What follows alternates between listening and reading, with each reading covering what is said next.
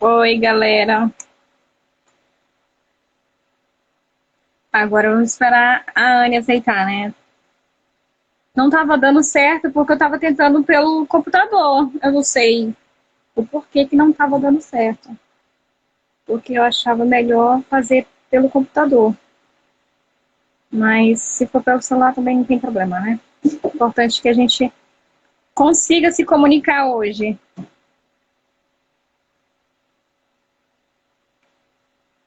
Aguardando a Anne.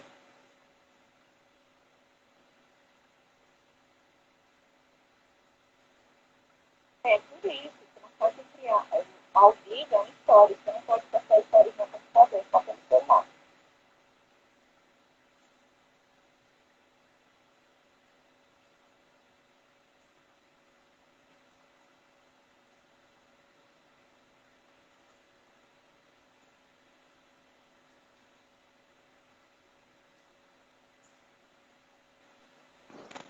Aceitei. Aê, deu certo. Realmente é por conta do no computador, não dá certo. É, o computador ele não aceita que tu poste stories, não, é por isso. Sim, Bom, acabei de descobrir isso. migramos, né? Para quem estava olhando a live pelo meu, migramos pro da Ana, mas eu acho que aparece quando tá ao vivo, independente de onde começa, ele avisa que você começou ao Sim, vivo. avisa. Eu tava com essa É, mesma né? preocupação, porque eu tenho poucas pessoas nesse Instagram. Então, eu tava com essa preocupação, mas aí eu lembrei que fica nas duas, nos dois fica a opção de É. entrar. Então, perfeito. Para quem talvez não tenha visto quando a gente. Eu postei, né? Tu postou no teu? Que é a live? Postei, não hoje, Ah. mas Não, hoje eu postei. também não postei, não. A gente marcou essa live, na verdade, começou com um debate que estava tendo sobre as camisetas que a gente ia fazer, né, para o Dia do Autismo. Acabou que a gente nem Sim, fez a nossa. Mentira, eu mandei fazer, só não fica pronto para o dia 2. Só vai ficar pronto dia 8, mas tudo bem.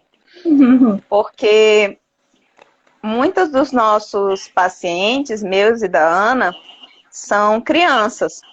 Sim, Então, principalmente a criança autista que bem não vai mesmo querer se interessar sobre essa questão de simbolismo, imagem, o que quer dizer o quebra-cabeças, as cores fortes e tal.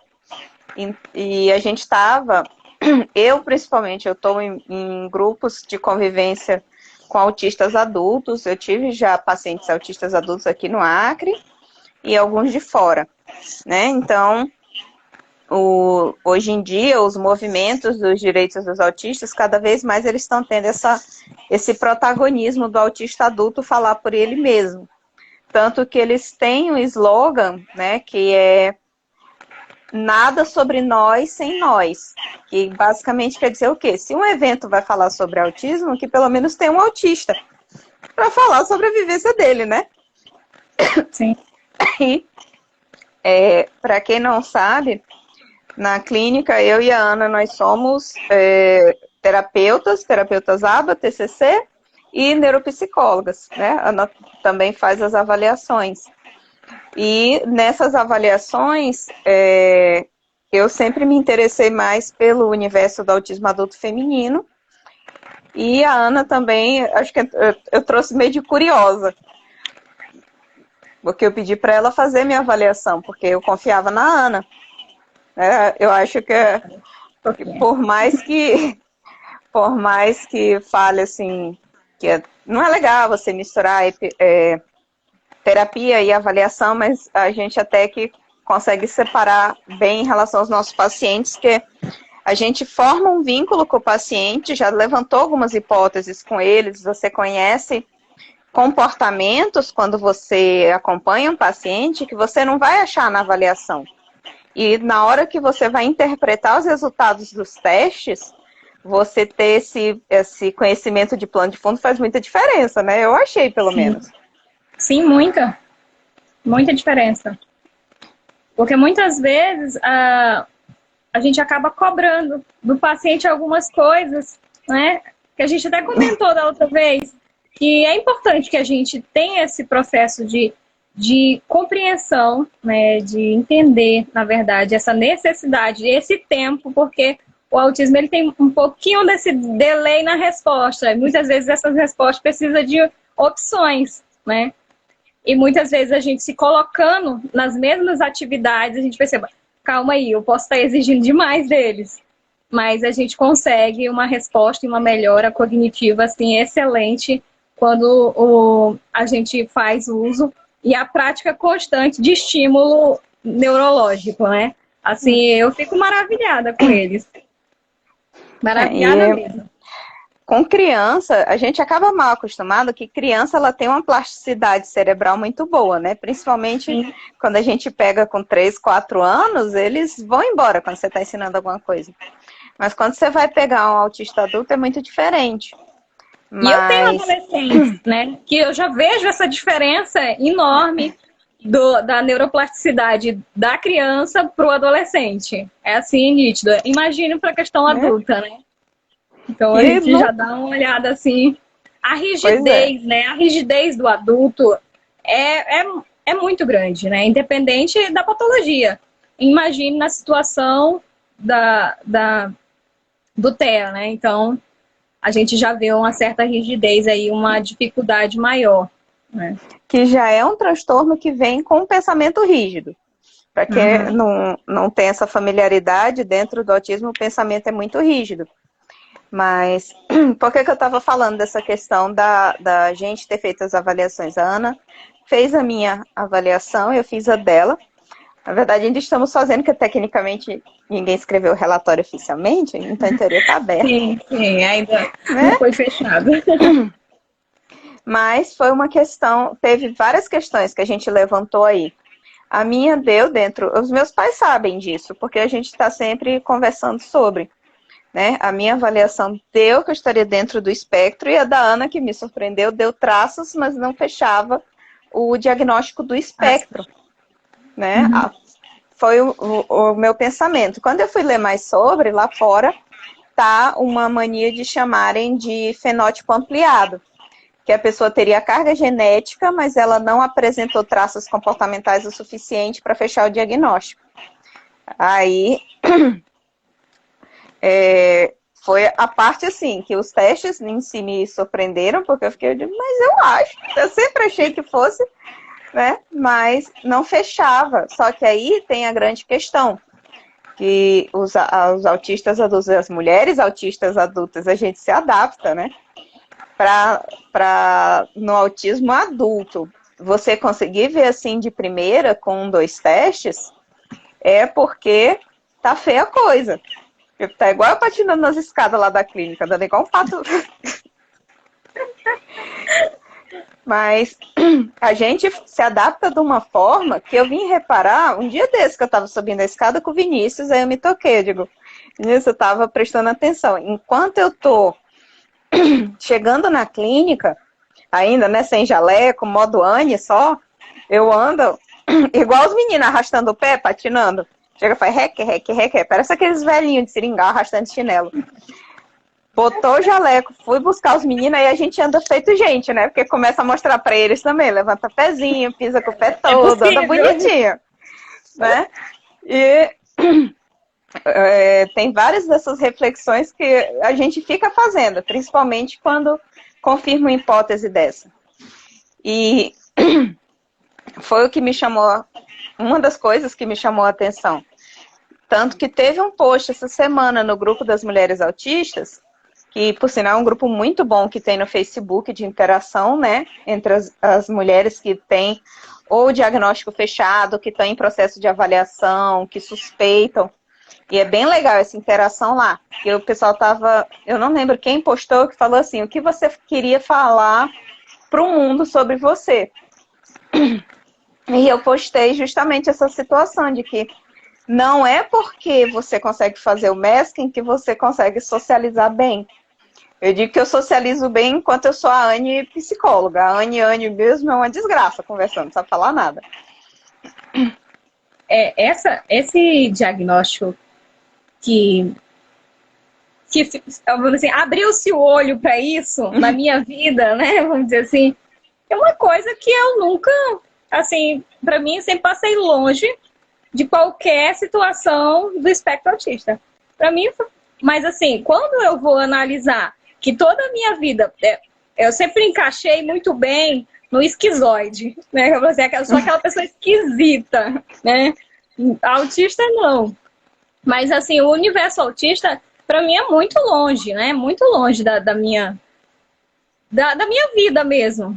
Mas assim, quando eu vou analisar as dificuldades de interação, mas no sentido de não é aquela dificuldade de se relacionar. É aquela pessoa que é inconveniente, muitas vezes, fala assim, não tem aquele filtro mental, não, isso não é legal falar para essa pessoa, entendeu? E muitas vezes, depois que a pessoa tá magoada ou alguma coisa, que eu falo assim, poxa, isso aí não era legal eu ter falado, mas esse filtro só vai depois que falou. Só vai depois que falou. Depois então, você vê assim, a cara da pessoa chateada ainda, porque enquanto você não percebe que deu isso. ruim. Quando você vê que você é inadequada, é a palavra certa, entendeu? É Boa. aquele tempo, isso, é você ser inadequado socialmente, entendeu? Então, assim, eu sempre fui aquela pessoa espalhafatosa, que eu falo o que eu quero, então, assim, mas aí quando eu vou analisar, vamos dizer assim, essa pessoa ser inadequada socialmente, assim, e viver muito bem sozinha, né? Agora eu tenho filhos de 5 anos, até perto de fazer 6, o Davi, né? E ele passou por avaliação e está aí dentro do espectro, né? Vamos dizer assim, ele tem todos os critérios. Claro que agora ele já está uma criança totalmente melhorada e se não for um olhar bem apurado, nem consegue notar nele o espectro autista. Mas mesmo assim, muitas vezes, eu pro meu filho sempre conversava bastante com ele, mas tem momentos que eu quero ficar calada, não quero falar, né? Aí como eu ensinei para ele, falar assim, filho, eu gosto tanto de ouvir tua voz, eu gosto tanto quando você conversa com a mamãe, é importante conversar. Então eu trazia essa situação para ele. Aí, nos momentos que eu estava calada, ele vinha e falava assim, mamãe, sabia que você pode falar? É importante conversar. Aí eu, oh meu Deus, tem como? Então aí, analisando essas situações, eu vejo que tem alguns traços, sim, vamos dizer assim, dessa situação, desse universo que a gente acaba descobrindo, mas eu não me identifico, eu acho que eu não fecho os critérios, porque, mas mesmo assim, trazendo para a questão da infância, toda essa situação, eu sempre fui uma pessoa muito difícil de se relacionar. Fica do meu lado quem realmente me ama, além das minhas dificuldades, porque não é fácil. Não é fácil. Eu tiro o chapéu para as minhas amigas. Beijos, amigas. Vocês que estiverem aí e me aguentarem, ó. Coração para vocês. Quem já está dentro do universo autista já conhece esse termo, né? A Ana comete muito o sincericídio. Ela fala, é verdade, não é que é mentira, o que é para ofender, mas ela fala, só que fala na lata, né? E às vezes as pessoas não estão preparadas para ouvir a verdade. Eu fazia eu acho que essa verdade muito nem é necessária, isso. Né? Depois analisando, eu falo assim, essa verdade não é necessária. Por que falar? Então. Mas eu cometo. Teve uma época, acho que na minha adolescência, que a mãe aprendeu melhor a lidar comigo, vamos dizer assim, porque ela tinha o mau costume de pedir minha opinião. Eu digo mau costume porque já era depois de uma certa idade para ela ter acostumado que eu era muito linguaruda. Eu acho que por isso que hoje eu sou uma pessoa que é mais na minha. Eu começo uma conversa se alguém me chamar. Eu fico na minha, porque eu sei que a chance de eu falar besteira é muito alta. Eu lembro muito de um caso que a gente estava num shopping e ela tinha aqueles quiosques de shopping que vende, né, coisinha, lembrancinha, essas coisas. E tinha 2 bolsas assim, uma preta e uma branca, e ela queria me dar a bolsa. E ela falou, vou comprar pra ti. Tava conversando com a vendedora e, assim, não me chamou a atenção. E ela falou assim, Anne, qual que você acha que é a mais bonita? Eu falei, as 2 são feias. Eu levei um beliscão. Eu vivi beliscada. Uma que ela nunca deixou eu esquecer, porque a gente tinha muito... Eu tinha o cabelo cacheado muito grande. Até alguns anos atrás eu usava ele muito, muito grande. E a gente ia sempre no mesmo salão, que era de amigas da família, que era até da Socorrinha, da Corrinha. Mas é Socorro Chalub, eu que chamava de Corrinha. Tia Corrinha. E um dia ela inventou de chamar algumas das crianças, das filhas, né, para fazer um comercial, para mostrar os cortes, os penteados e tal. Eu já detesto ir em salão, até hoje eu não vou, eu prefiro fazer besteira no meu cabelo e ficar careca. Não por causa da Corrinha, pelo amor de Deus. Mas eu detesto salão. Detesto gente pegando em mim, a verdade é essa. As únicas pessoas que eu deixo pegar em mim, para falar a verdade, são o João, a Silvanete, que está ali assistindo, a Ana e a Fabiana. Até a mãe eu fico meio esculhambada, assim, quando ela vem me abraçar. São as únicas pessoas que eu deixo estar me encostando. Oh, meu Deus. Mas, enfim, ela achou que seria uma boa ideia fazer uma trança toda embutida, porque o cabelo era gigante, volumoso, enorme, né? E fez a diaba da trança. E eu, puta da vida, já na cadeira. Aí ela, e aí, Anne, o que você achou? Eu digo, rapaz, parece um tolete de bosta de cachorro. Gente, olha, eu tô te dizendo, eu não sei por que pediu a minha opinião. É complicado. Só saía besteira. E pra gente voltar para aquela questão da simbologia, que você falou até da questão que a gente pensou em fazer a camisa, né? Eu estava olhando que a neurodiversidade, né, trouxe agora o símbolo do infinito. Né? Esse símbolo que tem até um coraçãozinho com o infinito que eu utilizo. A Anne utiliza o tribal também de infinito, né? E não que os outros sejam errados, né? Mas hoje o universo, justamente esse universo do autismo adulto, né, que vem trazendo justamente essa reformulação desse símbolo. Não que o outro símbolo seja errado, mas eles acreditam que seja mais adequado e se identificam mais com esse símbolo. Teve participação de um gato aí. Essa grande questão do quebra-cabeças, que é o maior E, né? É o quebra-cabeças e a questão da cor azul. A grande questão do quebra-cabeças é que, assim, o símbolo que ficou conhecido para o autismo é o quebra-cabeças com 4 cores fortes, e eu acho que as mães que já convivem com seus filhos já devem ter percebido que esse símbolo, ele não foi chamado autistas ou não foi consultado, vamos dizer assim. Autistas mesmo, antes de ser decidido. Foi decidido numa reunião da Autism Speaks, que é uma organização muito controversa nos Estados Unidos.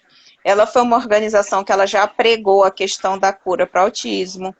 Ela já levantou o autismo como uma doença, como um déficit mesmo de desenvolvimento.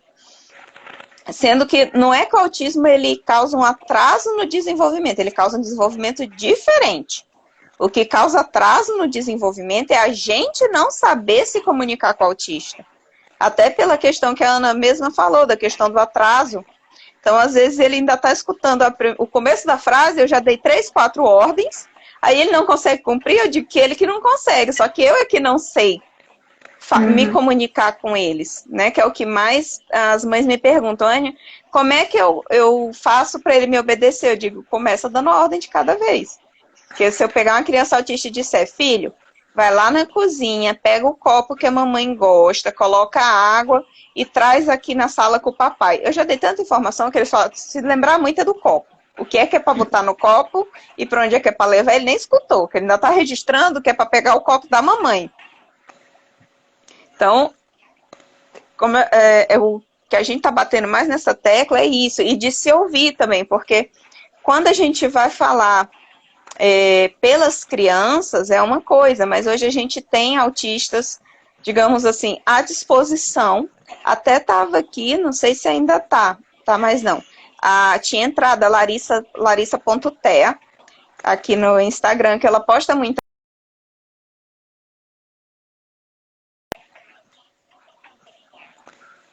Ela fez a postagem sobre alguns dos símbolos, né? Essa questão do quebra-cabeça. Então, Por que que eu estava falando a história do quebra-cabeça, que é óbvio que não se perguntou para um autista?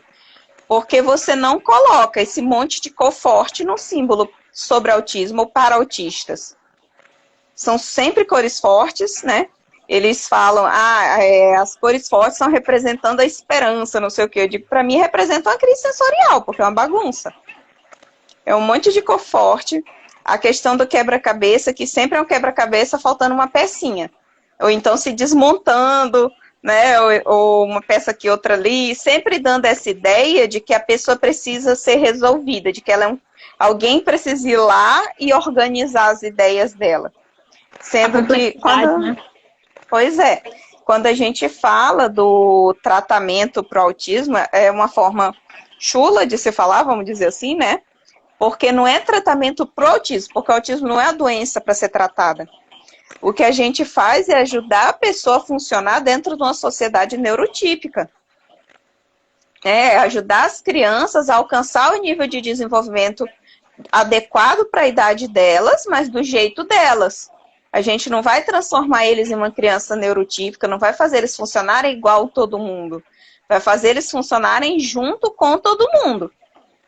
E aí entra, né, todas as outras simbologias que tem ali. A questão do ser azul, por exemplo, da cor tecido azul. Era azul, mas porque na época a gente só tinha modelos de diagnóstico autista para meninos. Por muito tempo se acreditava que era um transtorno masculino. Eu acho que até o DSM-3 aparecia como um transtorno masculino. Aí mudou para um transtorno do desenvolvimento, né? Porque começaram a descobrir que, olha só, meninas podem ter autismo também, né? A própria questão de a gente chamar autismo, a palavra autismo em si, ela existia no CID, ainda existe, porque aqui no Brasil a gente ainda está usando o 10, apesar do 11 já estar publicado, mas o nome agora é transtorno do espectro autista. Mas as pessoas não gostam da questão de chamar como transtorno, porque dá a entender que o autismo é o problema. Sendo que o problema não é o autismo, o problema é o que o autismo causa no seu funcionamento dentro de uma sociedade que não te acolhe. E aí vem a terceira questão do... Hoje é o Dia Mundial da Conscientização do Autismo, ou seja, a gente ainda está trabalhando, não é na inclusão do autista, não é na defesa dos direitos autistas, a gente ainda precisa se fazer, dizer que, olha, eu existo, que não sei se você já percebeu, né, nós ainda estamos avisando as pessoas que o autismo existe, para depois poder lutar pelas outras coisas, ou seja, o quão atrasado que a gente está. Lá fora eles já trocaram o nome, antes era o awareness, né, que é a conscientização, para acceptance. Então, é o dia da aceitação do autismo. Ou do espectro autista. Dependendo de como você quer falar.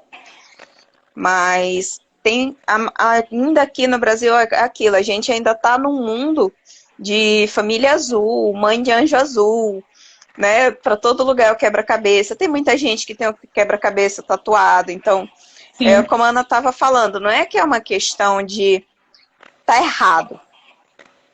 Mas é que a gente pergunta a opinião deles e eles têm a opinião de uma coisa que eles preferem. Então, por que não, né, se adequar ao que eles preferem, a deixar o autista falar, no lugar de falar por eles? A gente tem muito esse mau costume. A gente, que eu digo, eu enquanto profissional. Na verdade, para ser muito justa, a gente às vezes se sente nessa necessidade. Eu digo porque até hoje, se eu for numa consulta com um médico novo e eu puder levar minha mãe para falar para mim, eu levo. Vou negar, levo mesmo. Então, até o próprio autista a gente se coloca nessa posição, né, de deixar o neurotípico, a mãe ou o cuidador falar pela gente, e é um tiro no pé essa história. Sim. E é uma situação que eu sempre trago para as mães, trazer essa autonomia para a criança. Porque é o que eu digo, eu falo assim, olha, mãezinha, a gente é uma vela acesa. Se a sua velhinha apagar, quem vai poder ser da forma que você é com seu filho? e ela acaba identificando que realmente ninguém vai conseguir. Então, quanto mais autonomia a gente der para essa criança, melhor vai ser para ela quando se tornar adulta. Porque, assim, quando é criança, a gente tem todo o suporte, né? Mas na vida adulta, é que a gente não tem esse suporte, tá vendo aí? A Anne não tem a mãezinha para ir no hospital. Então, assim, nesse sentido, quanto mais autonomia for dado, melhor é para que se desenvolva bem esse ser humano, independente da idade, na fase da adolescência, na fase adulta, mas que ele tenha essa capacidade de fazer as próprias escolhas e perceber que cada escolha tem uma consequência. Se for uma situação boa, vai ter uma consequência boa. Se for uma situação ruim, vai ter uma consequência ruim. Então, trazer essa vivência na fase infantil é muito mais, vamos dizer assim, assertivo que dê certo, né, vamos dizer assim, na fase adulta, do que não. Então, assim, quanto mais autonomia for dado, melhor é para a criança. Né? A gente está falando aqui da criança com TEA. E qualquer criança, quem for mãe aí de criança típica, também, quanto mais autonomia for dado, ainda mais nessa situação de pandemia. Nessa situação de pandemia, a gente descobriu que a nossa fragilidade. A gente vive como se nós fôssemos imortais, né? Querendo ou não, não é uma coisa que a gente para pensar, e se eu morrer? Né? Programar a morte. Duvido quem programe a morte. Não tem essa pessoa que programe a morte. Então, assim, a gente vive como se fosse imortal. Então, os filtros da Anne tá top. Eu acabei de descobrir que tinha filtro, eu tava passando. Eu tava fazendo isso da agorinha. Então, assim, dentro dessa situação, a gente só veio ver que nós somos um pó de areia que pode passar a qualquer momento. Então, aquilo que nós deixarmos é o que vai ficar. Seja para o nosso filho, seja como legado, seja como propriedade, seja como o que for. Mas quanto mais autonomia for dado e mais liberdade de ação, melhor vai ser nessa fase adulta, que muitas vezes quem tem filho autista pequeno fica imaginando, meu Deus, como é que vai ser meu filho na fase adulta? Será que ele vai ser dependente dessa forma? Será que ele vai precisar de mim em todo momento? E aí, se você não tiver? Então, dê autonomia agora.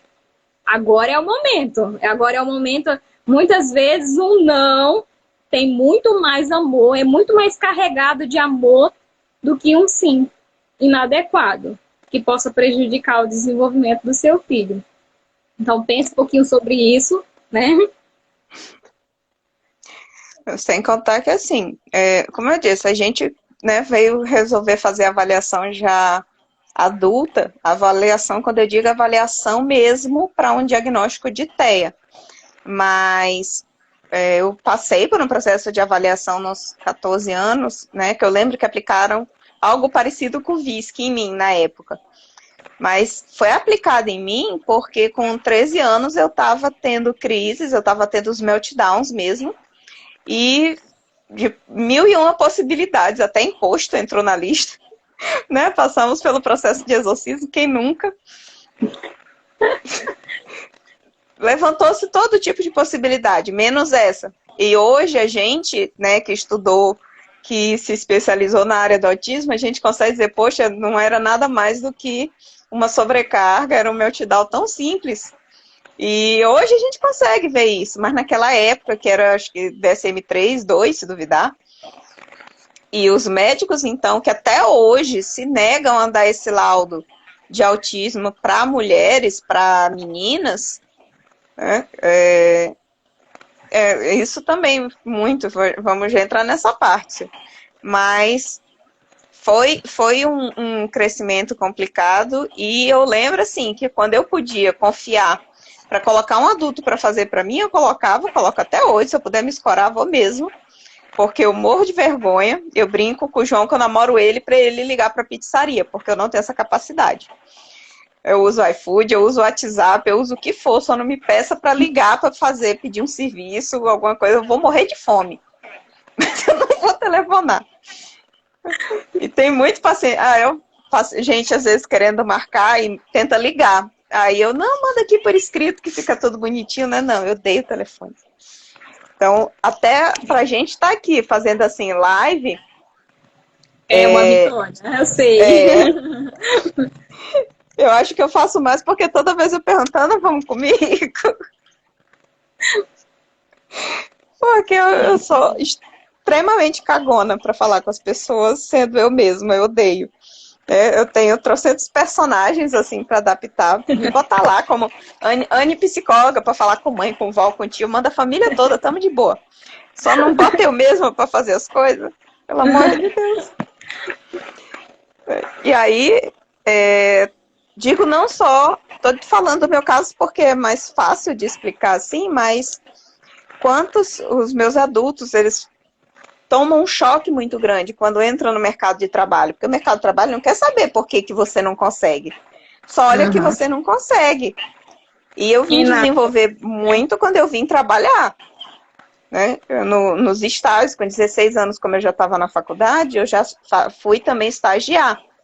E a minha chefe era muito assim, se vira aí, olha, isso aqui tem que fazer isso aqui, eu não sabia para onde ia. Eu lembro que uma vez que eu fui me esconder para chorar no banheiro, porque ela mandou eu ir na sala do secretário de alguma coisa, e eu tinha que falar com as secretárias e pegar uma informação e trazer para minha chefe. Uma sala com gente que eu nunca tinha ido e eu não conhecia. Primeiro eu fui dar aquela choradinha no banheiro, depois eu fui. Mas envolvia muito, como era setor de RH, envolvia falar com pessoas estranhas, pessoas que eu não conhecia. E, meu Deus, como era difícil. Às vezes eu me metia em situações escabrosas por medo de falar com as pessoas.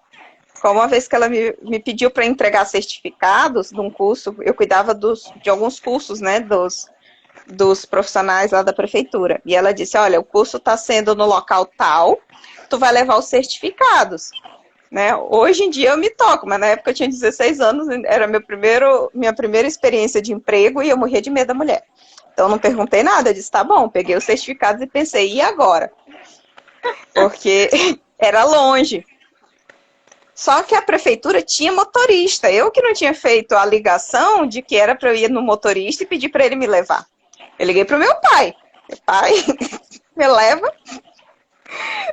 Aí ele me levou. E para voltar? É a parte 2. Foi andar mesmo. Porque meu pai não podia mais sair do trabalho. Andei da floresta até lá o centro, porque eu não tinha capacidade de chegar no estranho e pedir para ele me levar, que era o trabalho dele. Aí você não... É aquilo, né? Era o senso comum. Se é uma coisa que é longe, a primeira coisa que eu vou procurar é um transporte. Não, a Anne pensou, como é que eu vou me virar sozinha sem ter que falar com ninguém? E os filhos das mães azuis, vamos chamar assim, vão fazer isso. Se eles puderem contar com outro adulto para fazer para eles, eles vão fazer. O problema é quando você vira o adulto. Aí lascou-se, porque você não teve aquela carinha fofa para pedir, por favor, né, mamãe? Se eu for hoje chamar a mãe para ir numa consulta comigo, capaz dela me bater, porque a cavalona, quase 40 anos, pedir para a mãe. Mas se eu pudesse, eu pedia. Pedia até hoje.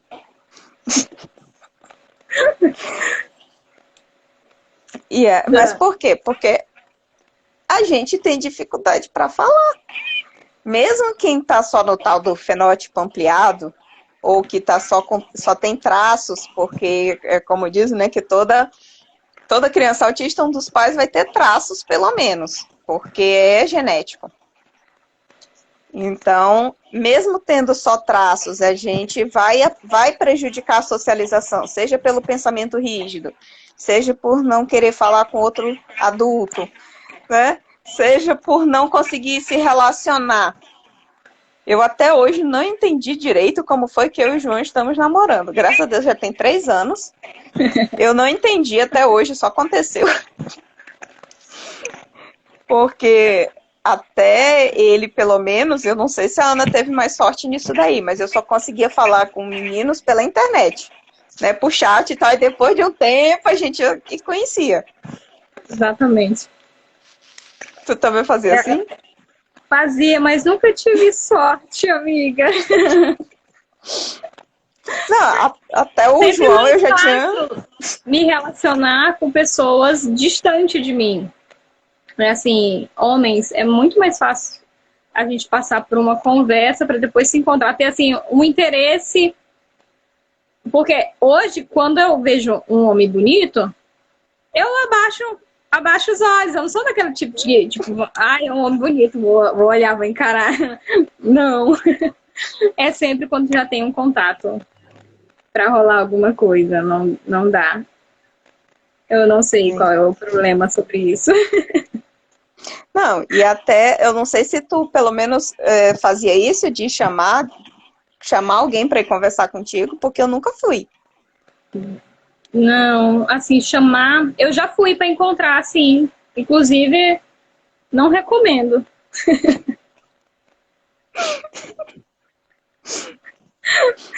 Então, né? Então, voltando. Bom, acho que aquela enquete aí que a Sil colocou agorinha sobre a mãe se sentir, querer se sentir a supermãe, né? É muito válido para essa situação. Olha a fuga, tá, gente? Quem é da psicanálise aí já viu. Beijo para vocês. Então, assim, é justamente essa situação de muitas vezes ser mais difícil para a mãe do que para a própria criança a situação de autonomia. Porque a mãe muitas vezes se sente em falta com a criança, né? Se sente em falha com essa criança. Muitas vezes eu já fiz coisas pelo meu filho que eu sabia. A Anne atendeu o Davi, não foi, Anne?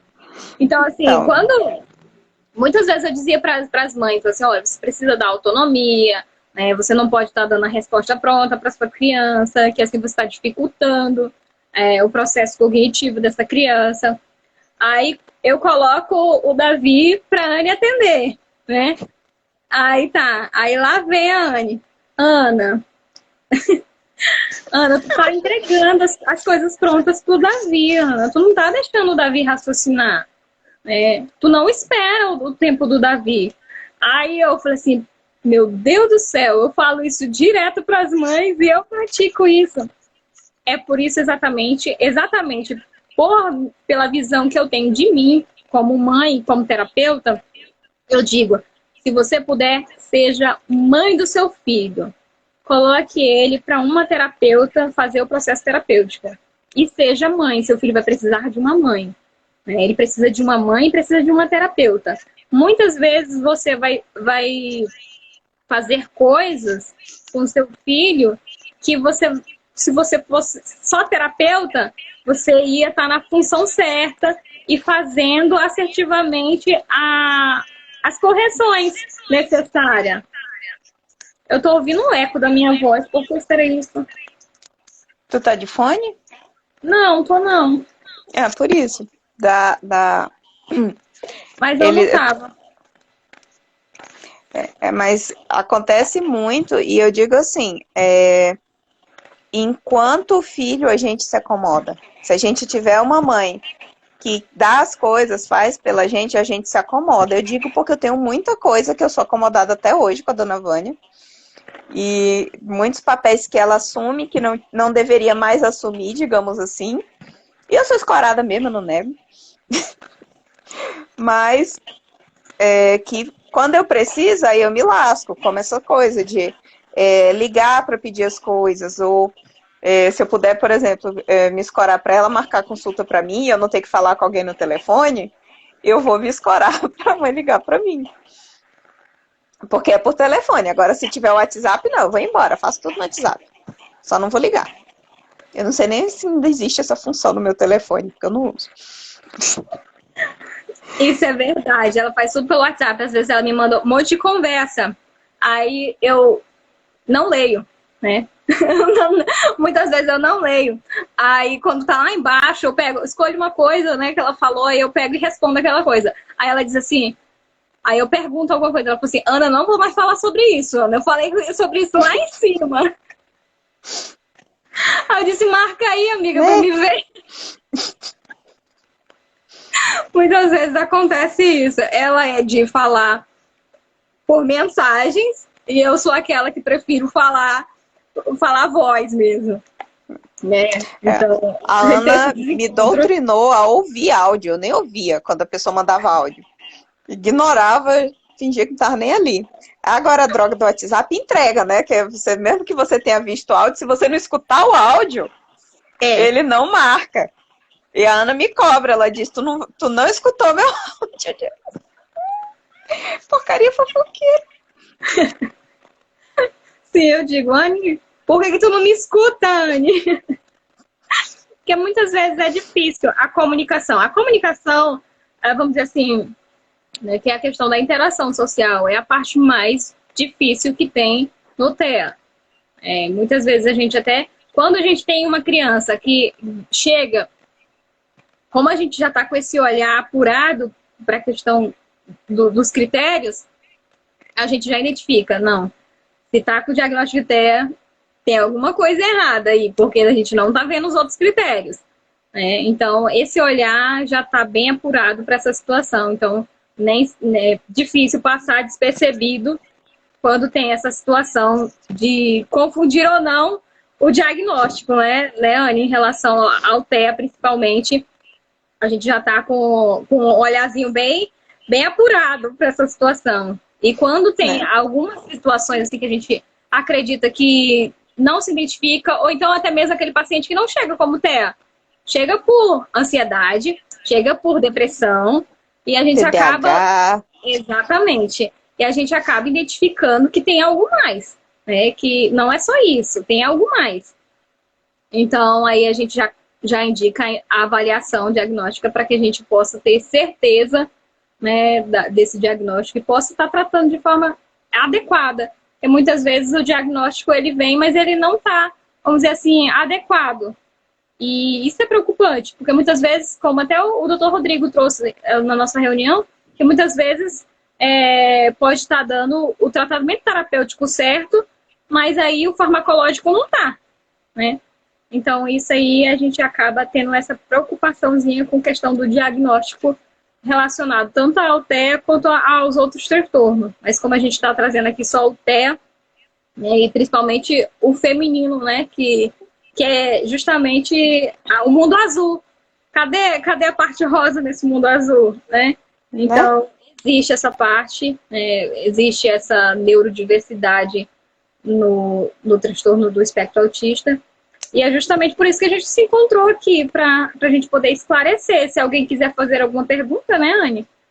Sobre o mundo, esse universo. Tô vendo a Sil comentando aqui, porque eu não sei por que. Antigamente a gente fazia com 3 pessoas, agora ele só deixa botar uma pessoa para você fazer ao vivo. Não sei se... Não, acho que eu consigo chamar mais. Deixa eu ver aqui. Pronto, chamei Sil. Que ela tá se coçando ali. Ela gosta.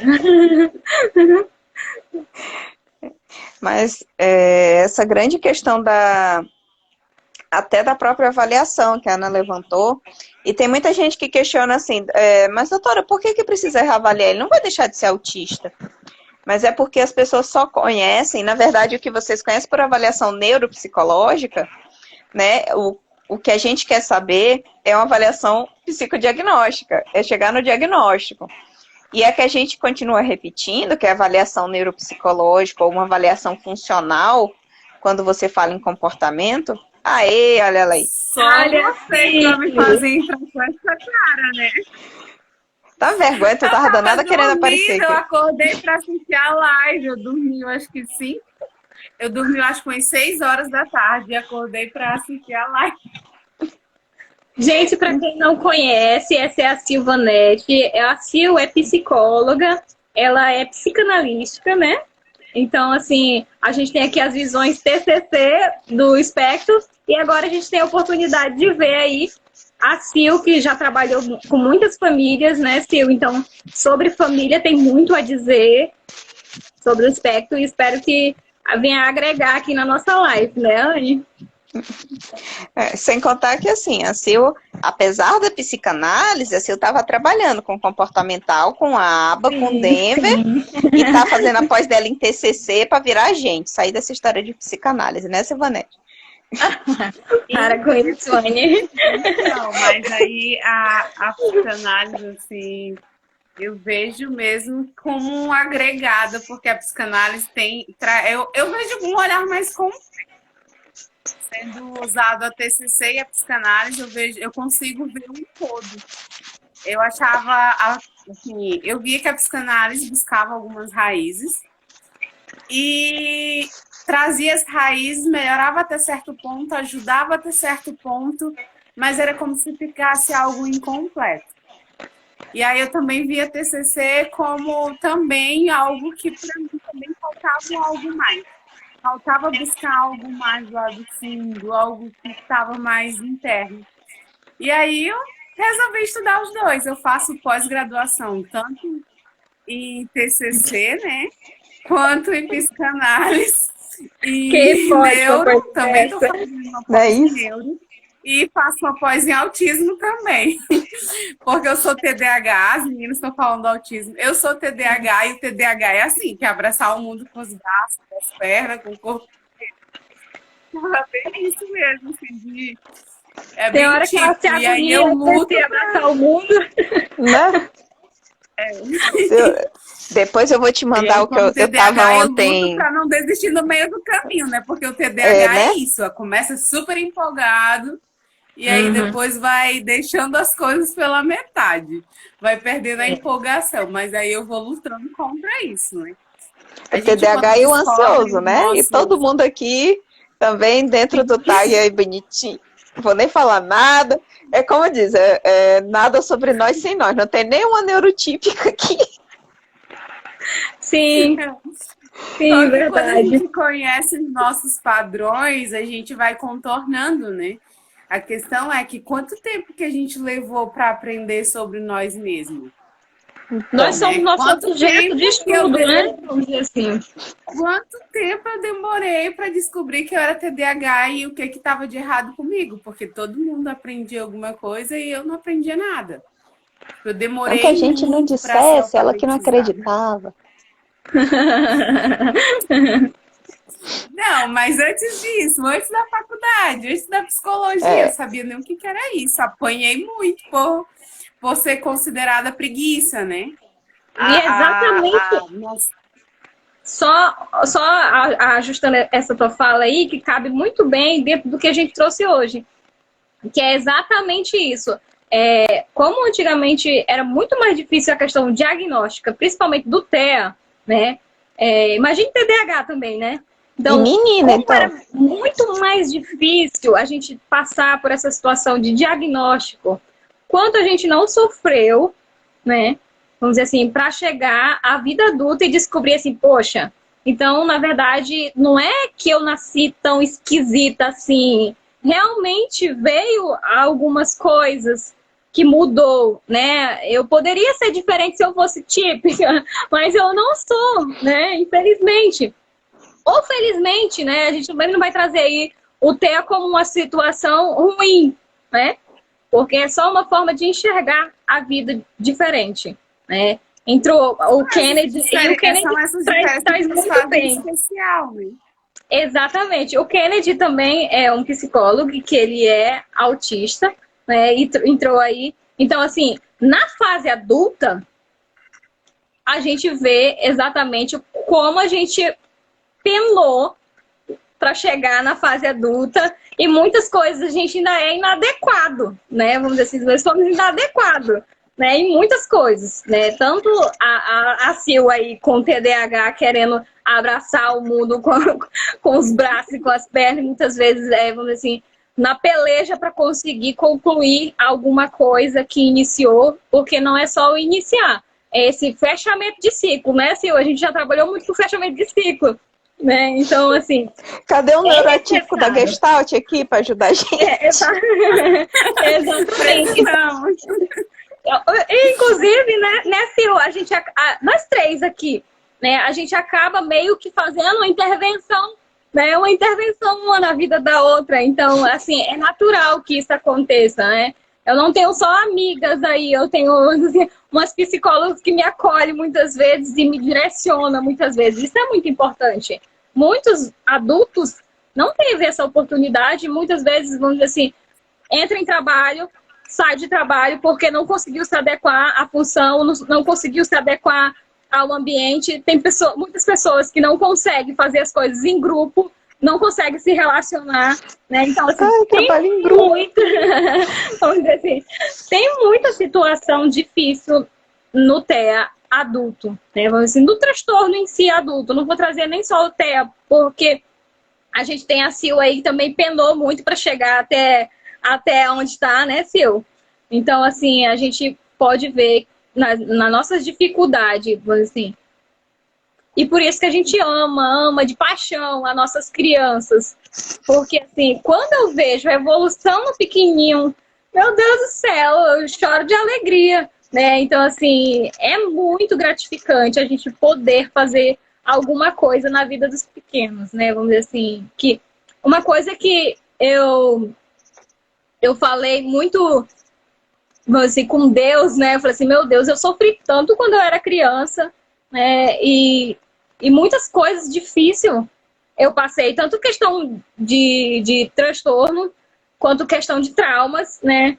Então, muitas coisas aconteceu na minha infância. Então, eu falava assim que por que eu tinha sofrido tanto? Eu sempre me questionei por que eu sofri tanto, né?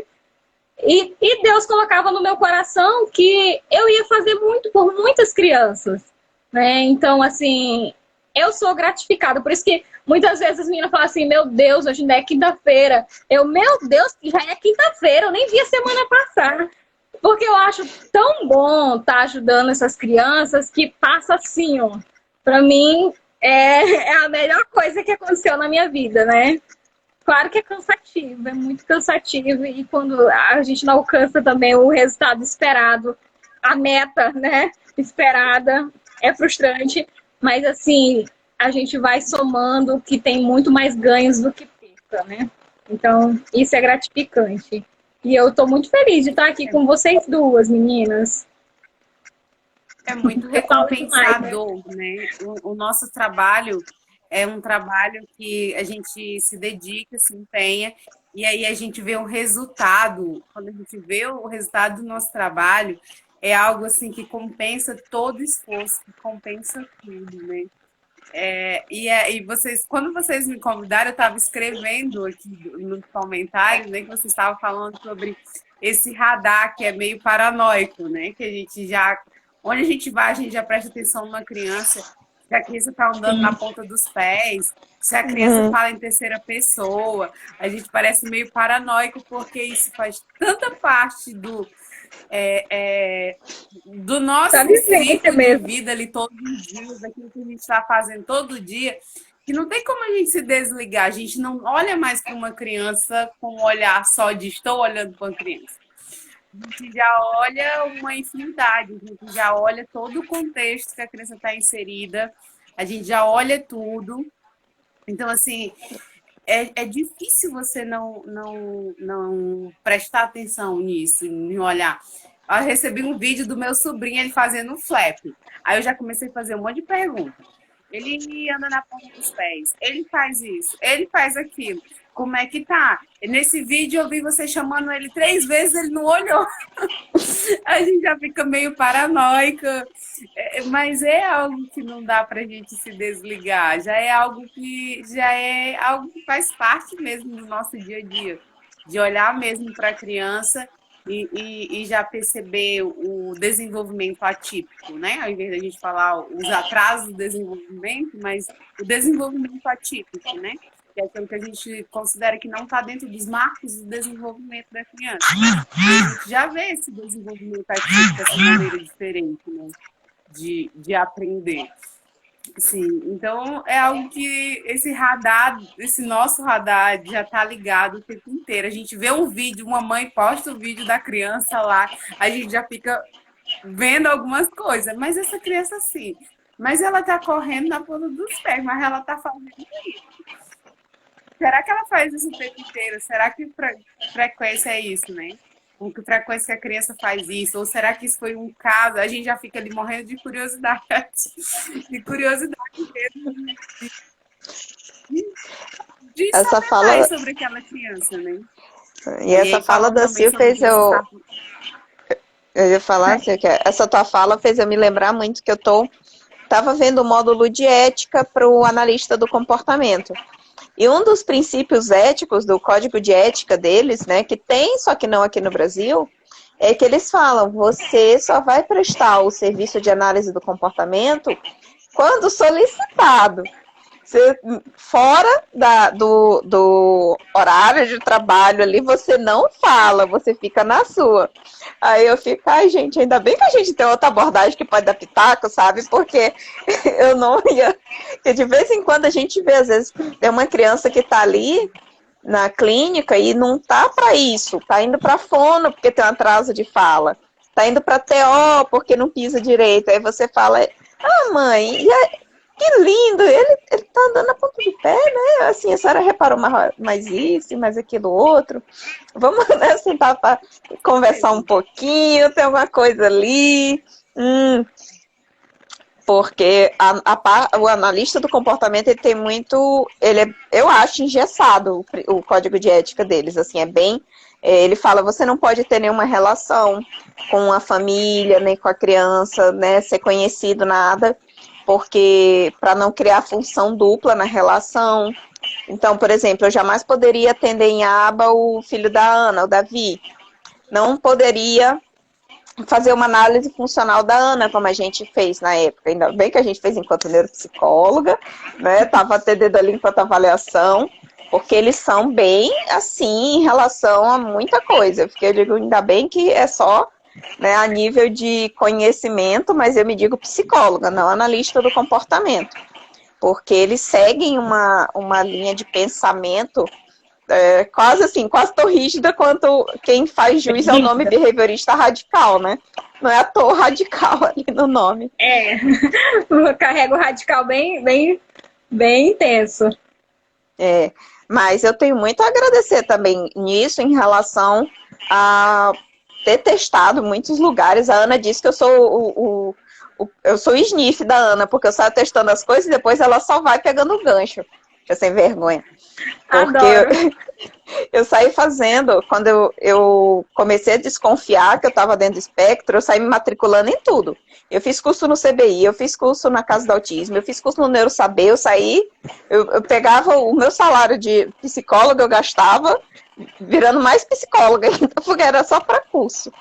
Separei, ainda tem ali mais umas 8 pós que eu quero fazer, só isso. E hoje é uma das melhores psicólogas que tem em Rio Branco. Pode parar com isso, que isso serviu muito e serve muito e ajuda muitas pessoas.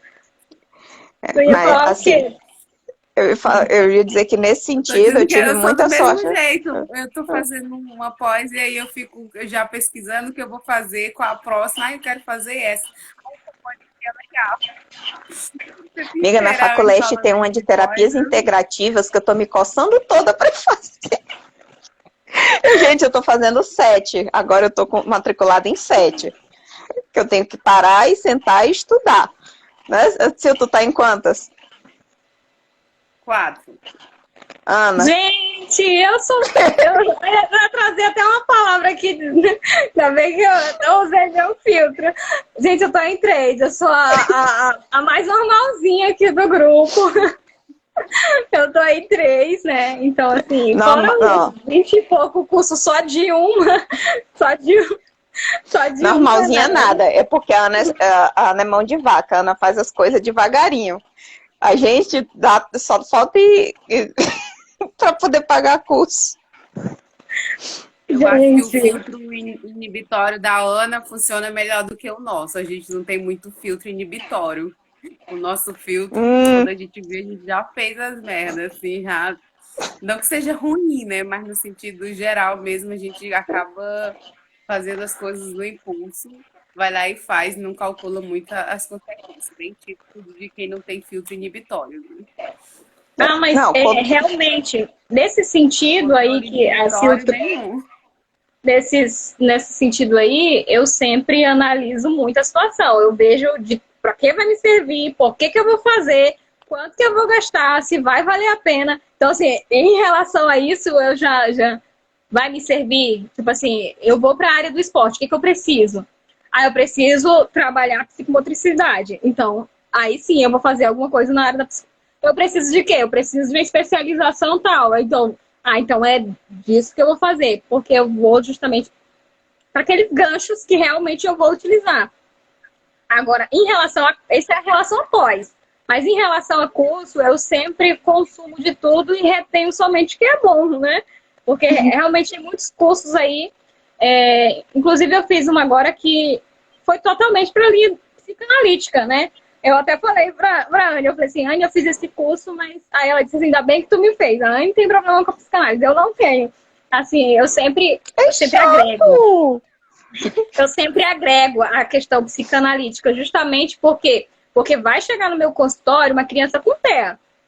Mas a necessidade maior dela vai ser uma situação traumática que ela passou, entendeu? Vai ser uma situação que não é exatamente o TEA. O TEA está ali e ele precisa ser trabalhado, mas a emergência dessa criança não é o TEA.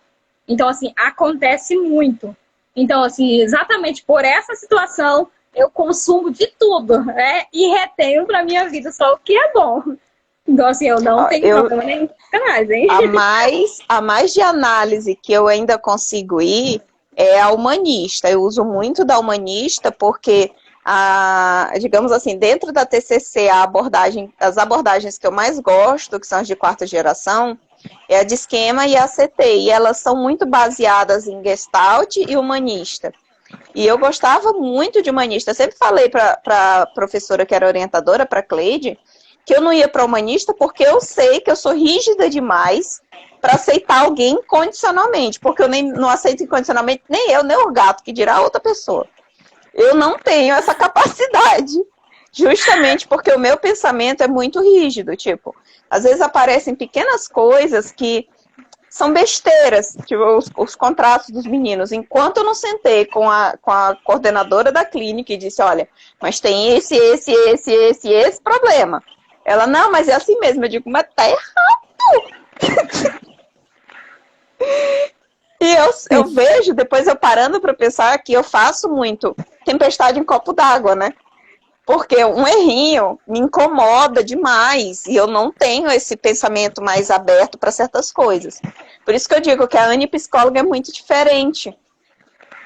A não ser que eu tenho algumas questões que eu não trabalho em consultório porque eu não tenho cabeça fria para aceitar certos tipos de relato. Mas é outra pessoa. Eu acho que a minha bipolaridade é de personalidade, não é de humor, não. Porque é outra pessoa. Anne mesmo, eu sou extremamente rígida. Eu não consigo ver coisa que tá errada. Tipo, depois do Freud, tem muitos outros teóricos. Como é o nome daquela que é a mulher que todo mundo usa, da mãe suficientemente boa? Melanie Klein? Isso, a Melanie Klein. Eu gosto de muita coisa da Melanie Klein. Só que a base dela, na inicial, é freudiana. Eu não tenho paciência por Freud. Literalmente, meu problema com a psicanálise não é com a psicanálise, é com o Freud. É generalista. É pessoal. É pessoal com o Freud. Porque tem muita coisa da Melanie Klein que eu até concordo e adoto assim, o pensamento, né? A teoria. Mas eu tenho um negócio com o Freud que não dá. Sabe, o homem falava muita besteira, eu não aguento.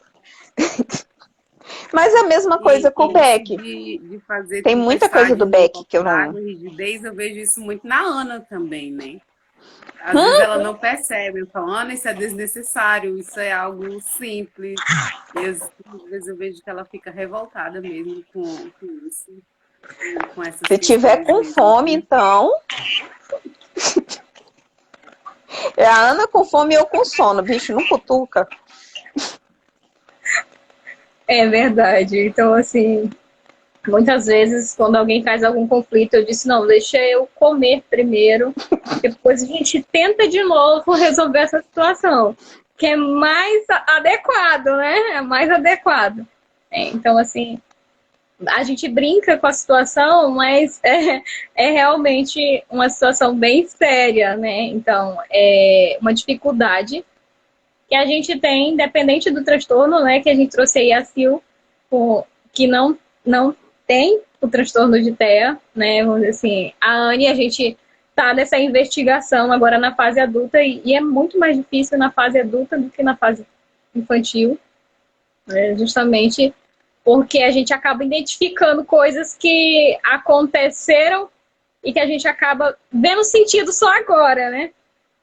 Então, as meninas traz essa situação de conflito de abordagens, mas a gente está aqui com um único propósito, né? Que é esclarecer justamente o transtorno na fase adulta e justamente na situação feminina. A gente trouxe aqui, para quem entrou agora, a gente já falou sobre a simbologia, né? Eu não sei se tu tá por dentro da simbologia do autismo, né? Que vem aí com nova roupagem, mas que não desqualifica o que já se foi, né? Assim, A claro cor que é dourado agora. na Eu tinha verdade é esquecido. meio colorida, né? É meio que colorido. O arco-íris é da neurodiversidade e o infinito dourado é o do autismo, que foi aquele da advocacia autista. Eles chamam. Né? Porque hoje eu fui fazer uma publicação sobre a conscientização do autismo e eu procurei um emoticozinho lá no Instagram, mais novo, atualizado, eu não achei. Ainda é o quebra-cabeçazinho lá. É isso mesmo. Mas o símbolo que a Ana tá usando no dela, que é o coloridinho, ele é o da neurodiversidade. E esse mesmo símbolo, só que ele em dourado, no amarelo dourado, é o específico dentro desse símbolo colorido. O dourado é o do autismo, mas cada cor é um transtorno que eu não vou saber o nome de todos, eu vou ficar devendo porque eu não pesquisei. Mas eu tô por dentro do dourado. Só que outro do Reino Unido, ele defende que a cor do autismo deveria ser o vermelho. O vermelho, eu não fui pesquisar o porquê do vermelho, né? Eu acho que é por ser uma cor mais imparcial, digamos assim. O dourado é por outras questões que englobam dentro dos direitos autistas lá fora, que aqui no Brasil, a gente ainda nem chegou nessa fase, né? Ainda, como a Sil diz, ainda estamos na fase de conscientização do autismo. Quando a gente chegar na aceitação, na inclusão, aí a gente entra nessa parte do debate. E ter esses, eu acho muito legal. A Ana apontou alguns, eu lembrei de outros, a Sil também, da gente começar a ter e indicar também terapeutas neuroatípicos.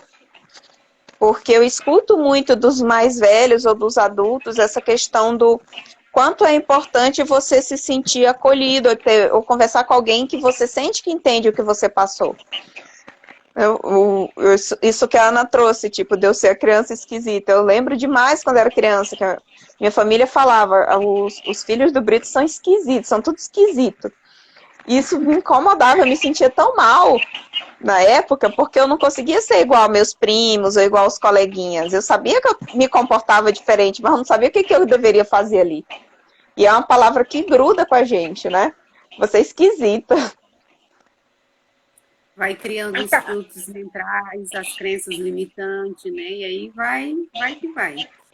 O quanto que a gente já não sofreu até chegar aqui, né? O quanto que a gente já não passou por aprender de uma forma diferente, por agir de uma maneira diferente do que a sociedade espera, do que as pessoas esperam, né? Que aí é dito como preguiça, irresponsável, que não apanha, que o pai não deu educação, e tudo mais. Né?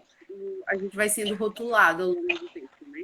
Eu, como TDAH, não como autista, mas como TDAH, recebi muitos rótulos de que eu não apanhava, o que não era verdade, né? Que a minha casa parecia era a casa de madeira, assim, em cima ficava cheio de varinhas.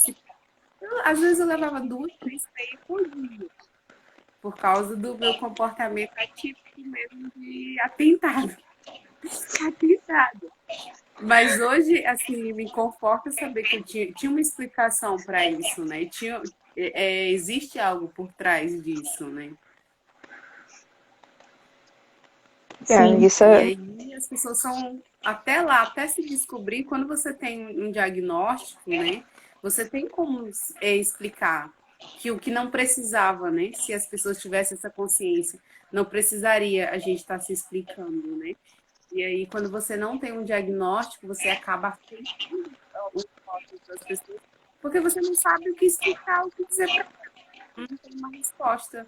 E aí, esses rótulos que vão ferindo, vai causando efeitos mentais negativos, efeitos limitantes, e até lá é esquisita, é Tá estranho. toda TCC ela, olha aí. Tô vendo? Tô sentindo orgulho. Olha, A gente meio que fez uma salada aqui de tudo que a gente falou. É sempre Mas assim não quando precisa junta. esperar de vocês, eu vou pessoas ter que atípicas, sair né? agora. Mas eu vou ficar assistindo vocês. Eu vou ter que sair, mas eu vou continuar assistindo vocês, tá bom? Só não sei como é que sai aqui. Boa pergunta, eu só vejo X na Ana. É, eu acho que vocês só saem se eu deixar. Então eu espero que você deixe eu sair.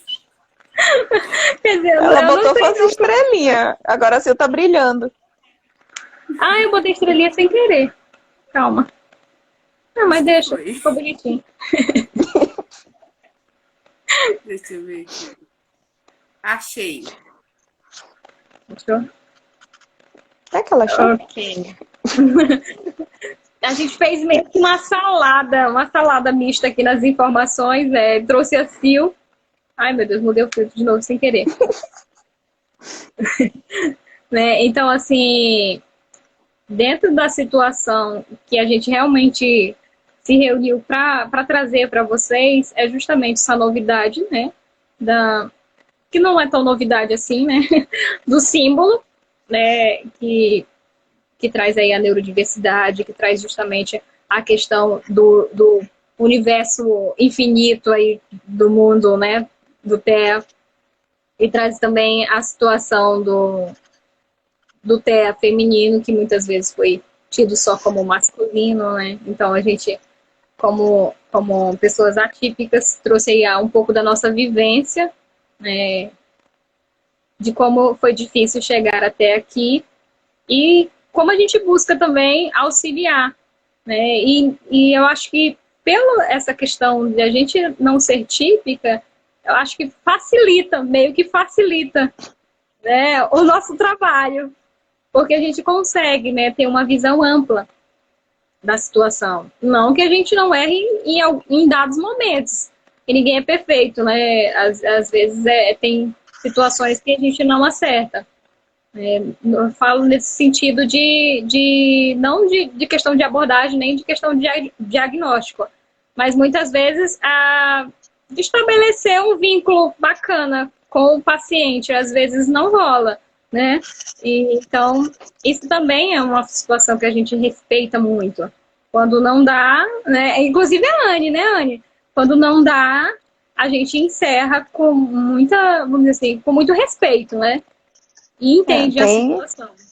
Por mais que eu brinque que eu encrenque que eu não vou com a cara do Freud e tal, mas eu tive muitos pacientes, não foi poucos, que eu penso assim, que não ia encaixar para TCC, né, um pouquinho do que a gente falou, e eu encaminhava para a Sil para trabalhar psicanálise, mas porque eu sei que o olhar dela da psicanálise também tem esse olhar para neurotipia, né? Porque às vezes o mal é você ser muito fechadinho dentro da abordagem e não ampliar. Como a Ana disse, que ela lê um pouco de tudo. Eu falo assim, brincando, mas eu leio bastante coisa da psicanálise, até porque a gente foi obrigado, né? Na faculdade era o que mais dava.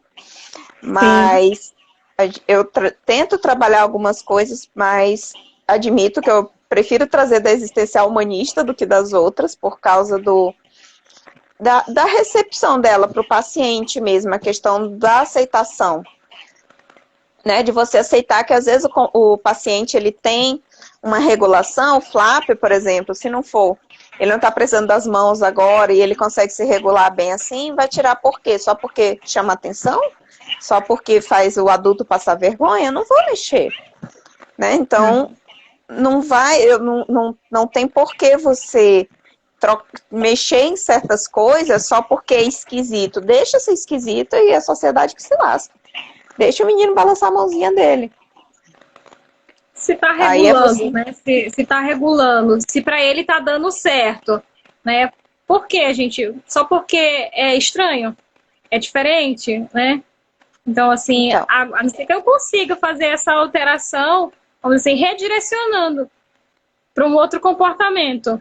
Mas, assim, não é tão fácil. Não é tão fácil. não. E nem é necessário, como a Anne mesmo colocou. É só para estar dentro de uma normalidade, né? Então, assim, para que tá sujeitando a pessoa a isso, né? Vamos dizer assim. E com o tempo, o próprio indivíduo, ele começa a regular isso para uma forma mais aceitável. Tipo, hoje em dia, antigamente, eu desenhava muito no ar, uma estrelinha.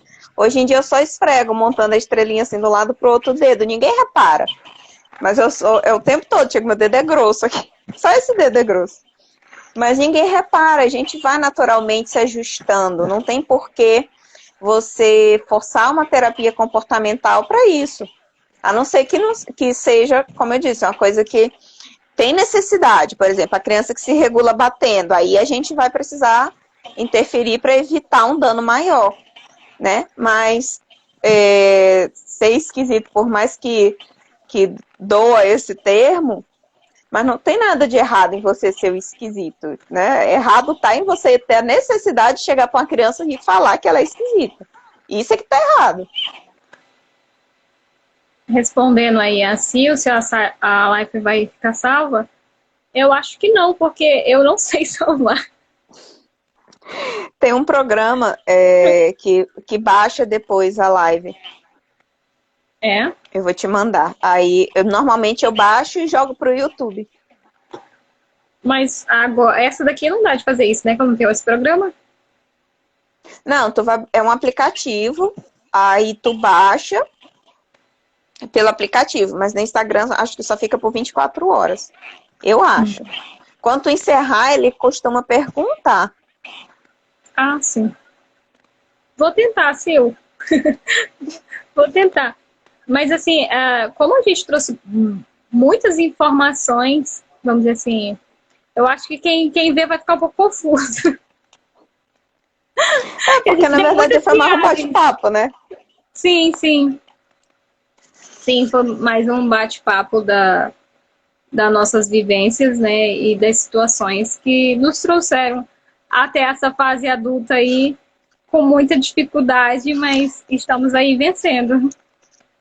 Eu tentando entender o que era o ponto atrás da minha cabeça, é o olho do gato. O nível de concentração do ser humano. Eu tava olhando pra... Muito fácil, né? Dar desatenção, mas eu te entendo. É por isso que eu entendo quem dá diagnóstico até de TDAH para o autista, porque depois que ele muda de foco, ele não volta para o anterior, aí pensa que só tá, né, desfocando. Não, a gente tá muito focado em alguma coisa. Só que é outra coisa, não é a que você quer. Sim.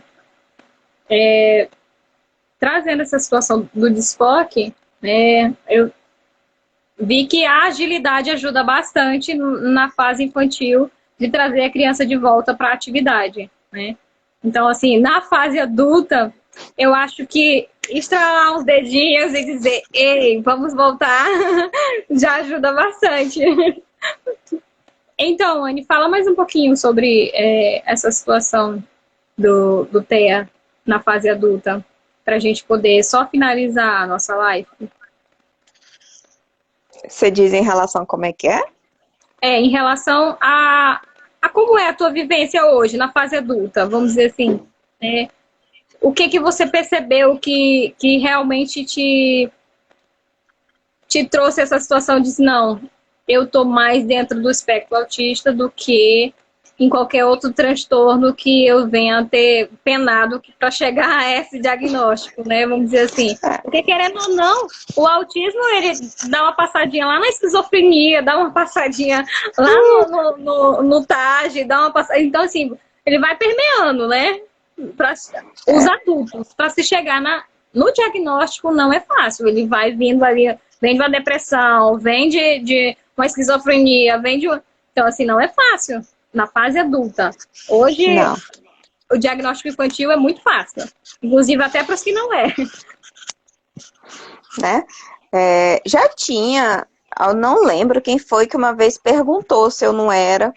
E como a Ana diz, eu vim de uma salada de diagnósticos. Eu passei por psiquiatras desde os 12 anos e eu tinha crises mesmo, os meltdowns clássicos do autista, de se tremer todo, ficar ausente, né? Pensavam que eu estava desmaiada, eu não estava desmaiada, eu estava consciente. Então, o shutdown, que hoje em dia a gente conhece, né, que você entra em curto, mas na época não se sabia nada disso, mas eu sempre fiz acompanhamento, fiz uma avaliação, hoje em dia não se vê mais, eu não sei se é só aqui, mas ressonância de todos os gêneros, tinha a única que eu queria hoje em dia ter acesso, e eu não sei cadê, eles fizeram realmente uma ressonância que ficava uma TV estimulando o meu cérebro e eles iam fazendo, gerando imagens.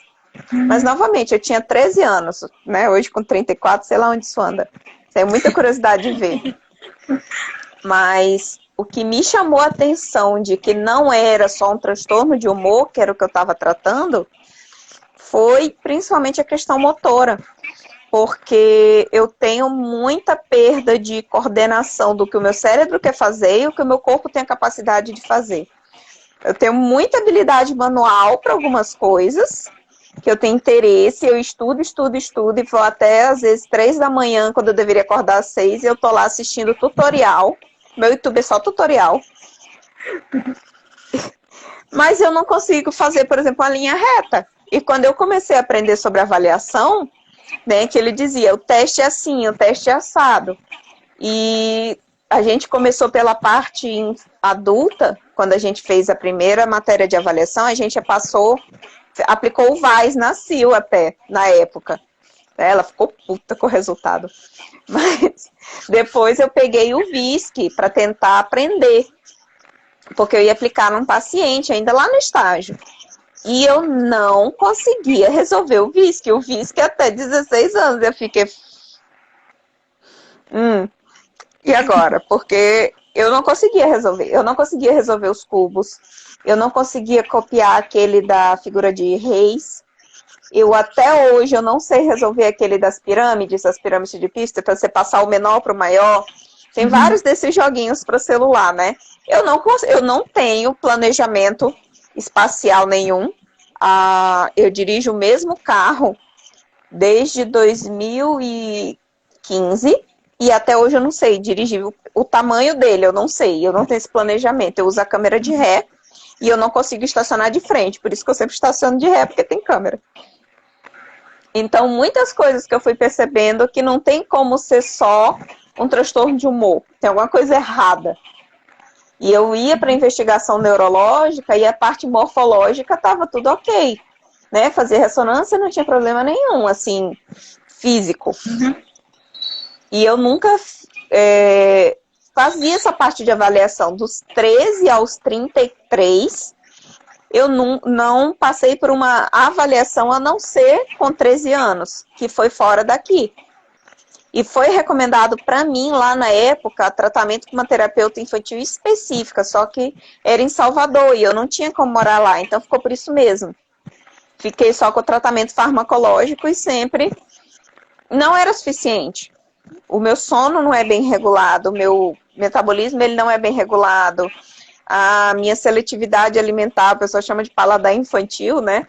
Mas a minha seletividade alimentar é muito delineado, assim, para texturas. Quando eu comecei a pensar o porquê que eu não gosto de comer certas coisas, não é pelo sabor. Que a mãe foi ficando mais criativa depois que ficou em casa, e eu fui vendo que o meu problema não era com o sabor das coisas, era a textura. Isso foi outra coisa que me chamou muita atenção. Eu digo, o meu problema não é sabe, é o sentido que está sendo estimulado ali. E aí eu comecei a pegar algumas crianças para atender e via, quando eu perguntava para elas, por que você não gosta disso aqui?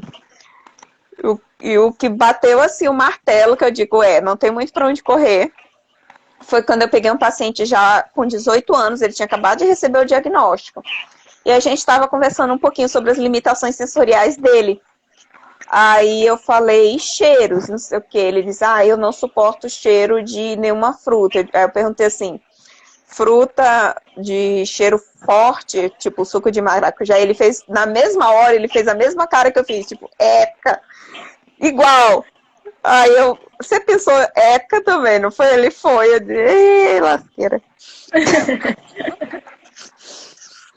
Que ele, se eu sentir o cheiro, ou se tipo o João tiver tomado e vier me beijar, me dá ânsia de vômito na mesma hora, certos cheiros. Do cupuaçu e do maracujá principalmente. São fortes. São fortes e aquele cheiro rançoso, sei lá, eu não sei explicar. É aquela, ó. E ele fez a mesma cara que eu fiz na hora. Eu tomei assim um susto, eu não esperava, porque ele já tem 18 anos, né? Normalmente nessa época já estabilizou a maioria dos transtornos e ele só tinha sido diagnosticado com 18 anos. E eu digo, rapaz. Tô me identificando. Tá meio complicado. E aí foi quando eu resolvi adentrar melhor nesse universo do texto, estudar, porque eu tinha uma visão geral, né? Assim como os transtornos da infância, porque eu não trabalhava com a infância. E começou com esse paciente, com 18 anos. Aí eu comecei a ler mais sobre. Aí eu fui ver a questão da terapia comportamental, que eu digo, bom, vou aprender, vou aplicar em mim. E foi uma coisa que eu comentei no grupo das mulheres autistas. Eu, mesmo sendo neuropsicóloga, eu sei o que precisa ser trabalhado, mas eu não consigo aplicar em mim. Não adianta. Aí traz aquilo que você falou, não dá para ser mãe terapeuta do seu filho. Não indico. Não indico. Né? E sem falar também daquela questão, vamos dizer assim, trazendo a questão de critérios aí, a sensibilidade também com a água que tu falou na hora do banho, que tem que ser mais quentinha, né, do que fria, né, porque essa sensibilidade também é típica do autismo, né? Você vai, à medida que você mesmo vai estudando, você vai vendo, e acho que todas as mães de autista acabam passando por isso, né? O quanto você vai aprendendo por fora, porque não dá para contar com os profissionais. Você às vezes se confia e depois você vai estudar, vai se informar sobre, e às vezes você chega numa consulta ou mesmo numa avaliação e ainda fica chateado, bota lá. O paciente estudou sobre e está falando para receber esse diagnóstico. Eu fico pistola quando falo isso para os meus pacientes, porque eles falam. Foi a Silvanete foi a primeira que levantou. Ela agora me lembrou, era ela que ficava na faculdade falando que parecia. Porque acho que ela que estava atendendo uma criança autista na clínica. Foi alguma coisa assim. Ela ficou mas foi por causa... Ela começou com ALA, porque o ALA, ele não socializa ponto, só se ele for brigado. O diagnóstico do ALA também foi na fase adulta? O ALA não foi avaliado até hoje. Sério? Gente, eu jurava que ele já tinha passado por isso. Não, ele passou por psicólogos, que foi desde ele não tem nada, o único que ele foi, que era TCC mesmo, que foi um amigo meu que foi muito bom pro Alan, e realmente disse assim, Alan, você já sabe, né, o que você tem que fazer, mas pro Alan em si, ele nunca foi atrás, para ele tá ok de não socializar. Tanto que o primeiro diagnóstico dele foi fobia social. Mas se tem uma coisa que o Alan não tem, é fobia. Tipo, ele não tem medo, ele é desinteressado. Você falou que ainda tem na faculdade. Então, não sei o porquê que chamou tua atenção, Sil, mas chamou a atenção da Sil na época. Acho que pelos critérios mesmo, não estudando lá os critérios começou a te identificar. Mas, assim, o Alan é mais notório, né, vamos dizer assim, porque tu ainda tem uma interação, né, vamos dizer assim, querendo ou não, tu interage muito mais que o Alan, né, o Alan sim.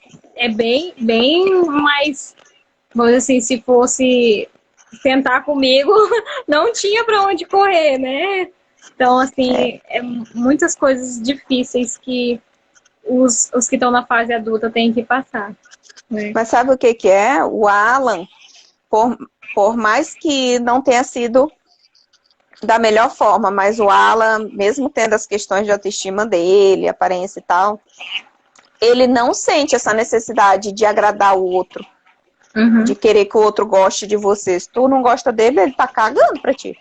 Não tá nem aí. Ah, eu sou bate Alan.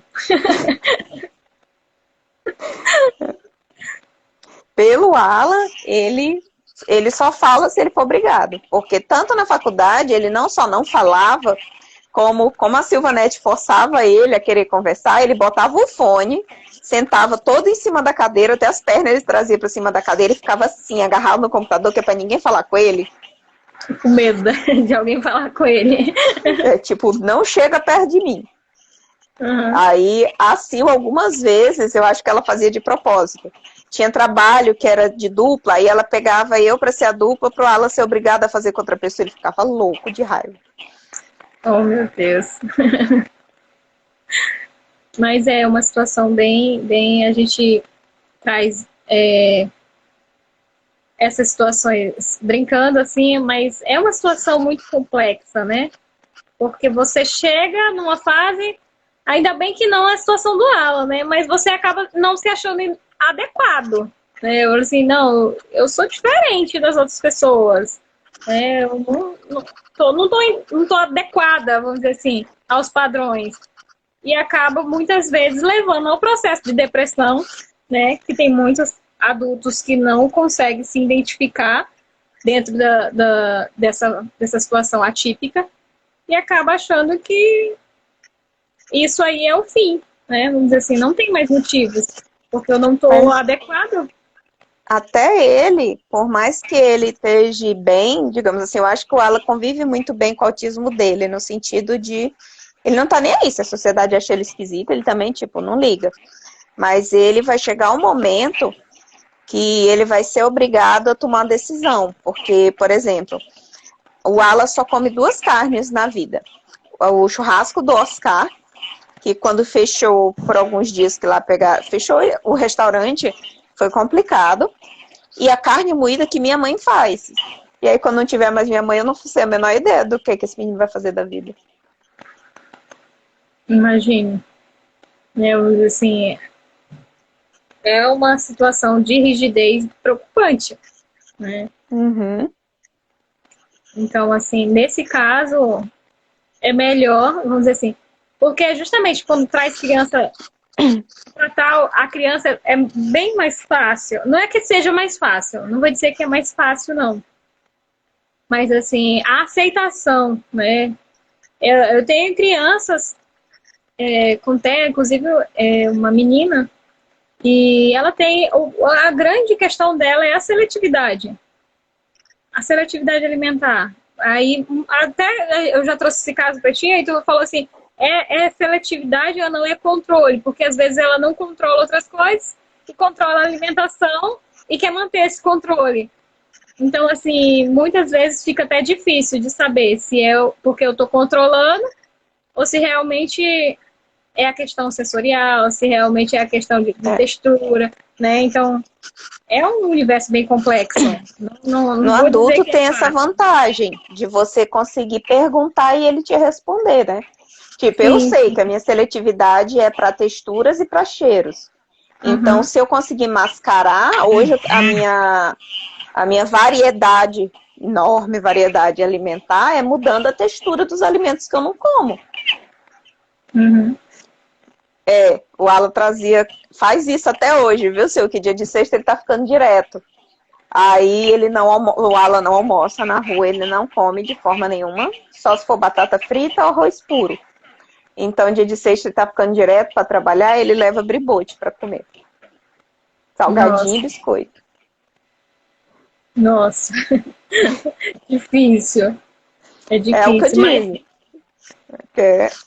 Em algum momento você vai chegar num patamar que não tem mais para onde correr. Eu diria que, na verdade, eu cheguei no meu patamar de agora ou eu dou um jeito nisso, ou eu não vou mais para canto nenhum. e muitas vezes a questão vamos dizer, a psicoeducação mesmo, né? você conversar com você mesmo, né? Você se colocar diante do espelho e se confrontar, né? Vamos dizer assim, que é mais fácil para quem já tem esse conhecimento psicológico, né? Com Imagine aquele certeza. adulto que está na situação do TEA, mas não teve essa bagagem que a gente teve, né? Então, assim, é muito mais complexo, muito mais difícil. A gente, querendo ou não, por mais que passamos por tudo que passamos, mas ainda somos privilegiados, que a gente escolheu uma profissão que ajuda nas nossas questões pessoais, né? Uhum. Sim. Mas até chegar aqui foi uma batalha. Sim, imagino. Imagino o quanto difícil, né? Assim, muito difícil mesmo. Tu vai trazer mais alguma situação, Anne, ou a gente já pode encerrar a nossa live? Não, vamos encerrar, que eu ainda vou te ensinar como salvar depois no YouTube. Tá. Eu tenho que encerrar. A gente até se estendeu, não foi, Anne? A gente trouxe aqui uma salada de informação, mas eu acredito que seja muito rico, ainda mais para quem tem uma curiosidade aí do universo do TEA na fase adulta, né? A gente trouxe um pouquinho dessas questões e espero que a gente traga alguma informação gratificante para quem pôde assistir, né? Então, eu vou encerrar, gente, que eu deportei meu filho, vou ter que pegar de volta. Não, ele ia querer participar, querer muito participativo, né? Então, eu tive que deixar ele fora e agora eu tenho que retomar meu príncipe. Então, gente, eu vou encerrar. Muito obrigada a vocês. Obrigada, Sil, pela tua participação, né? Foi muito rica. Obrigada, Anne, pela sua vivência. Eu sei que não foi fácil, né, trazer. Quando a gente fala dos outros, é muito mais fácil do que quando a gente traz as nossas questões, né? Eu, por exemplo, eu falo com muita facilidade, mas quando vai para algo sentimental, quem pôde ver aí a questão da minha fuga, quando foi falar de relacionamentos, sabe que a questão, quando vai para o emocional, é muito mais difícil falar, né? Não foi fácil para você, eu tenho certeza disso, mas muito obrigada pela sua fala. É o que eu digo, eu venho porque eu chamo algum comigo, porque pedir para eu falar sozinha não ia não. Não, mas foi bem bacana, tá? Muito obrigada. Obrigada, viu, Sil? Obrigada a vocês que entraram e participaram aí. Tchau, tchau, beijo, vou buscar meu filhote. Tchau, Tchau, tchau. gente.